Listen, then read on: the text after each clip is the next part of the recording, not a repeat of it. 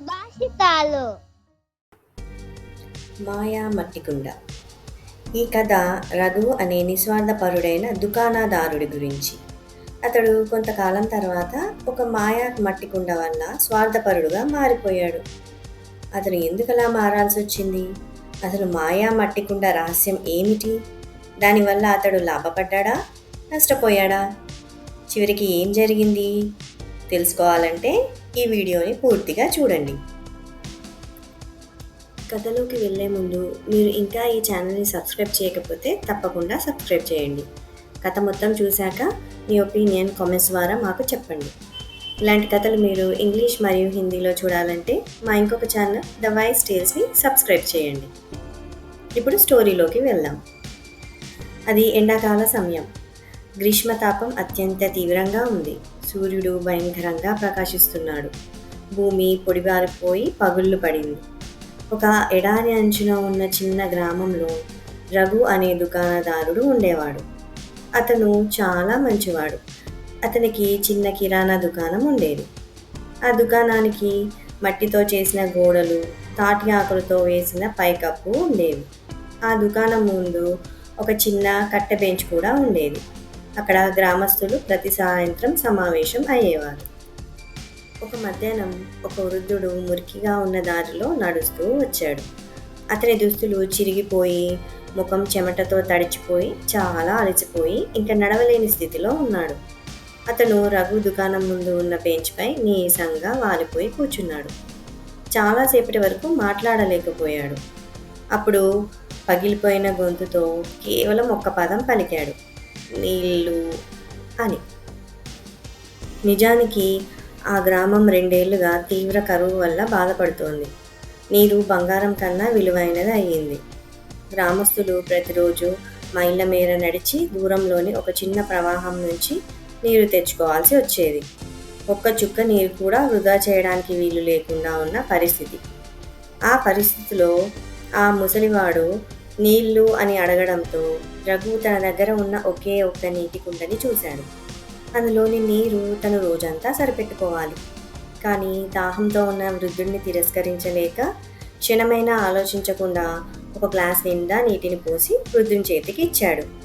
వృద్ధుడు ఆ నీటిని తాగి తన పెదాలను తుడుచుకొని మరొక పదం పలికాడు, ఇంకొన్ని అని. రఘు ఆశ్చర్యపోయాడు.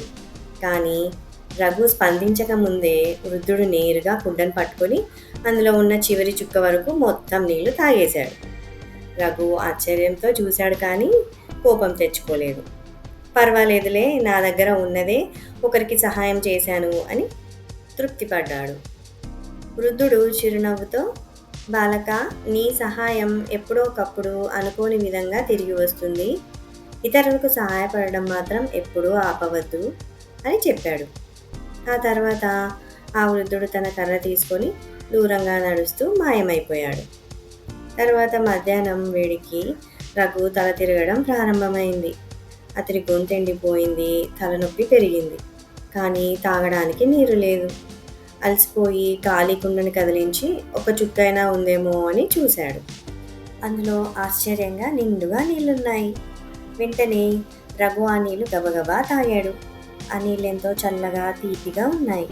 అతను తాగగానే వెంటనే అతని దాహం తీరిపోయింది, తలనొప్పి కూడా మాయమైపోయింది. ఇదేంటి వింత అనిపించింది. అప్పుడే అతని స్నేహితుడు కిరణ్ కాలి నొప్పితో అతని దుకాణానికి వచ్చాడు. రఘు, నీటి చుక్క ఇవ్వగలవా అని అడిగాడు. ఈరోజు చాలా వేడిగా ఉంది, చాలా దాహంగా ఉంది అన్నాడు.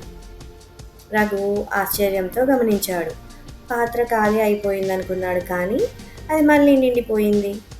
కిరణ్ దాన్ని తాగిన వెంటనే నా కాలి నొప్పి పోయింది అంటూ ఆశ్చర్యపోయాడు. ఆ కుండలోని నీరు తాగడం వల్ల ఆరోగ్య సమస్యలు తీరిపోతున్నాయనే వార్త గ్రామంలో పాకిపోయింది. ప్రజలు రఘు దగ్గరికి నీటి కోసం కాకుండా ఆ మాయా కుండలోని నీటి కోసం రావడం మొదలుపెట్టారు. ప్రతి రోగి దానిని తాగిన తర్వాత ఆరోగ్యవంతులుగా అయ్యారు. ప్రతి రాత్రి రఘు దుకాణంలో కుండని ఉంచేవాడు. ఉదయాన్నే అది మళ్ళీ నిండిపోయేది. రఘు మొదట అందరికీ ఉచితంగా నీరిచ్చేవాడు. కానీ ఒకరోజు ఒక ధనిక వాణిజ్యవేత్త సేవకుడు అతని దుకాణానికి వచ్చాడు. నా యజమానుడు అనారోగ్యంతో ఉన్నాడు. నీ మాయకుండ తీసుకొని మా యజమాని దగ్గరికి వచ్చి రక్షించాలి అన్నాడు. రఘు సందేహించాడు. బయట నిరీక్షిస్తున్న పేద గ్రామస్తులను చూశాడు. అప్పుడు ఆ సేవకుడు ఇలా అన్నాడు, నా యజమాని నీకు బహుమతులిస్తాడు, బంగారం, ఖరీదైన వస్త్రాలు, నీ జీవితమే మారిపోతుంది అన్నాడు. ఆ మాటలతో రఘు లోభానికి గురయ్యాడు. అతను గ్రామస్తులకు కాసేపు ఆగి రమ్మని చెప్పి సేవకునితో వెళ్ళిపోయాడు. ఆ రోజు నుంచి రఘు చాలా మారిపోయాడు. పేదలకు నీరు ఇవ్వడం మానేశాడు. ఇప్పుడు నీరు కేవలం ధనవంతుల కోసం మాత్రమే అందుబాటులో ఉంచేవాడు. ఒకరోజు ఒక వృద్ధుని స్వరం వినిపించింది, బాలక, నీరు అని. రఘు తిరిగి చూశాడు. అయితే అదే సమయంలో ఒక రాజు నుంచి ప్రకటన వచ్చింది, రాణిగారు తీవ్రంగా అనారోగ్యం పాలయ్యారు, త్వరగా రండి అని. రఘు ఏమాత్రం ఆలోచించకుండా కుండను పట్టుకొని రాజమహల్కి పరిగెత్తాడు.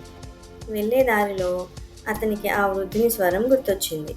ఎక్కడో విన్నట్టుగా ఉందే అని ఆలోచిస్తుండగా ఆ కుండలోని నీరు మహిమగల నీటిగా మారడానికి కారణమైనది ఆ వృద్ధుడే కదా అని గుర్తు తెచ్చుకొని ఆగిపోయాడు. అప్పుడు రాజభటుడు, ఏమైంది, తొందరగా పద, రాజుగారు ఎదురు చూస్తూ ఉంటారు అన్నాడు. ఆ మాటలతో ఆ వృద్ధుని గురించి మర్చిపోయి మనసులో రాజుగారు తనకిచ్చే బహుమానాల గురించి ఊహించుకుంటూ రాజమహల్కి వెళ్ళిపోయాడు. అక్కడ రాణిగారు మంచంపై నీరసంగా పడుకుని ఉన్నారు. రాజుగారు జబ్బు నయమవుతుందో లేదో అని కంగారుగా ఉన్నారు. అప్పుడు వెంటనే, ఆలస్యం ఎందుకు, రాణిగారికి ఆ మాయాకుండలోని నీరు తీసుకొచ్చి ఇవ్వండి అన్నాడు. అప్పుడు రఘు కుండను ఒక కప్పులోకి వంపాడు. ఒక్క చుక్క కూడా నీళ్లు రాలేదు. రఘు గుండెలో భయం కలిగింది. అతను కుండను ఊపి చూశాడు, కానీ అందులో నీళ్లు లేవు. రాజుగారు ఆగ్రహంతో, నీవు మోసగాడివి, మాయా నీళ్లు అని అబద్ధం చెప్పి ప్రజలను మోసం చేశావు అని కోపంగా అరిచాడు. ఇకపై నీ మాయనెవ్వరూ నమ్మరు, ఇక్కడి నుంచి వెళ్ళిపో అన్నాడు. రఘు అవమానంతో గ్రామానికి తిరిగొచ్చాడు. అతని దుకాణం దగ్గర ఒక్కరు కూడా లేరు. గ్రామస్తులు ఒకప్పుడు అతనిపై నమ్మకం పెట్టుకొని ఉండేవారు. ఇప్పుడు అతన్ని చూసి కూడా చూడకుండా వెళ్ళిపోయారు. ఆ వృద్ధుడు కూడా అక్కడ కనిపించలేదు. తర్వాత రఘు ఒంటరిగా కూర్చొని ఇలా ఎందుకు అయింది అని బాధగా ఆలోచిస్తూ ఉండగా నీళ్ళు అడిగిన వృద్ధుని మాటలు గుర్తొచ్చాయి.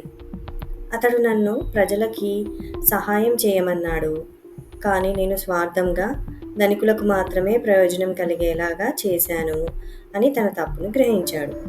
నేను స్వచ్ఛందంగా సహాయం చేసినప్పుడు కుండ ఎప్పుడూ నిండుగా ఉండేది, కానీ నా స్వార్థం వల్ల ఆ కుండలోని మాయ అదృశ్యమైపోయింది అని బాధపడ్డాడు. తన వ్యక్తిత్వాన్ని తిరిగి కాపాడుకునేందుకు రఘు ఏదో ఒక మంచి చేయాలని అనుకున్నాడు. అతను ఆ మాయా నీటిని కోల్పోయాడు, కానీ సంపాదించిన ధనాన్ని ఉపయోగించి గ్రామానికి ఒక నిజమైన వైద్యుని తీసుకొచ్చాడు. తద్వారా ప్రజలకు సరైన చికిత్స లభించేలాగా చేశాడు. ఆ వృద్ధుడు మళ్ళీ ఎప్పుడో ఒకసారి తిరిగి వస్తాడేమో అని ఎదురు చూస్తూ ప్రతిరోజు అతను ఆ సాధారణ నీటి కుండని నది ప్రవాహం నుంచి నింపి తన దుకాణం ముందు ఉంచేవాడు. నీతి: మంచి మనసుతో చేసే సహాయం ఎప్పుడూ మంచి ఫలితాన్నే ఇస్తుంది. స్వార్థం మనల్ని ఎప్పుడూ విఫలులను చేస్తుంది. ఇది గుర్తుపెట్టుకొని మనం నిస్వార్థంగా అందరికీ సహాయం చేయాలి అని అర్థం. ఈ కథ మీకు నచ్చినట్టయితే షేర్ చేయండి, లైక్ చేయండి అండ్ కామెంట్ కూడా చేయండి. ఈ ఛానల్ని సబ్స్క్రైబ్ చేయడం మర్చిపోవద్దు. మళ్ళీ మరొక మంచి కథతో కలుద్దాం. Thank you.